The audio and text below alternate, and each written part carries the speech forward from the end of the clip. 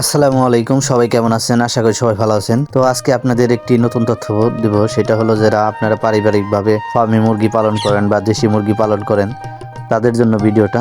তো আজকে আমি মূলত যাইতেছি আমার যে দোকানের পার্শ্ববর্তী গ্রাম, যে উত্তর সনকা, যেটা আমরা ঘুনাও বলি। তো নদীর ওই পাশে যাওয়ার কারণ হলো, তো ওই পাশে এক ভাই আমার কাছ থেকে ভ্যাকসিন নিয়েছে। তো উনি বুঝতেছে না ভ্যাকসিনটা কিভাবে করবে। তো উনি যার কাছ থেকে মুরগিগুলো নিয়েছিল উনিও বলে দেয় না যে আর ভ্যাকসিন করা নাই বা কিভাবে করবেন, এগুলো কিচ্ছু বলে নাই।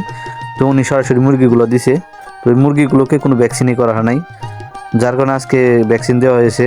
ভ্যাকসিনগুলো আসলে কিভাবে করবেন এটা অনেকেই জানেন না, তবে কোন সময় কোন ভ্যাকসিনটা দিবেন এটা অনেকে জানেন না।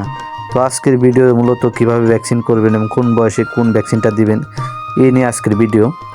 তো আসলে আপনাদের এই যে দেখেন, আমি সাইকেল নিয়ে চলে আসছি আর কি ওই পাশে যাওয়ার জন্য। আসলে ওই পাশে গাড়ি গুড়ি যাওয়ার মতো এরকম রাস্তা নাই, তো এর জন্য একজনের কাছ থেকে সাইকেল নিয়ে আমি সরাসরি চলে আসছি। তো আপনাদের মেন কথায় চলে আসি, তো ভ্যাকসিনটা কিভাবে করবেন বা কোন বয়সে কি ভ্যাকসিনটা করবেন। ভ্যাকসিন করার পাশাপাশি অবশ্যই আপনাদের এই বিষয়ে আপনাদের পূর্ববর্তী অনেকের জ্ঞান থাকে না বা অভিজ্ঞতা নাই। তো এর জন্য আর কি অনেকের অনেক অসুবিধা হতে পারে। তো এর যে আমি চলে আসছি সরাসরি ভাইদের বাড়িতে। তো এখন আমি ওই ভাইটাকে আর কি সম্পূর্ণভাবে বুঝিয়ে দেবো। তো ওনার খামারটা অনেক সুন্দর, মানে ছোটোখাটো করছে পারিবারিকভাবে খামার। তো এখন আমি বলতেছি যে ভ্যাকসিনটা আসলে কিভাবে করবেন। তো 1 থেকে 7 দিনের ভিতরে যে ভ্যাকসিনটা করবেন সেটা হলো আপনার রানীক্ষেতের যে প্রথম ভ্যাকসিনটা ওইটা করবেন। ওইটা চোখে বা খাওয়াই দিতে পারেন ড্রপ দিয়ে। তো 7 থেকে আপনার 12 দিনের ভিতরে যেটা করবেন গাম্বুরা ভ্যাকসিন, তো ওইটা করবেন। আপনার যে গাম্বুরা ভ্যাকসিনটা ওইটা করে দিবেন। তো তারপর আপনার যে 14 থেকে বা 12 থেকে 18 দিনের ভিতরে গাম্বুরা 2 ভ্যাকসিন যেটা ওইটা করবেন।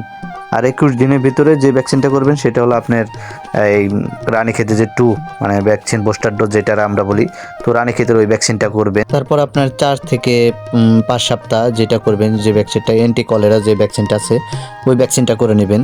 এরপর আপনি 6 সপ্তাহে বসন্ত বা ফুল পক্স যেটা আছে ওই ভ্যাকসিনটা করে নিতে পারেন।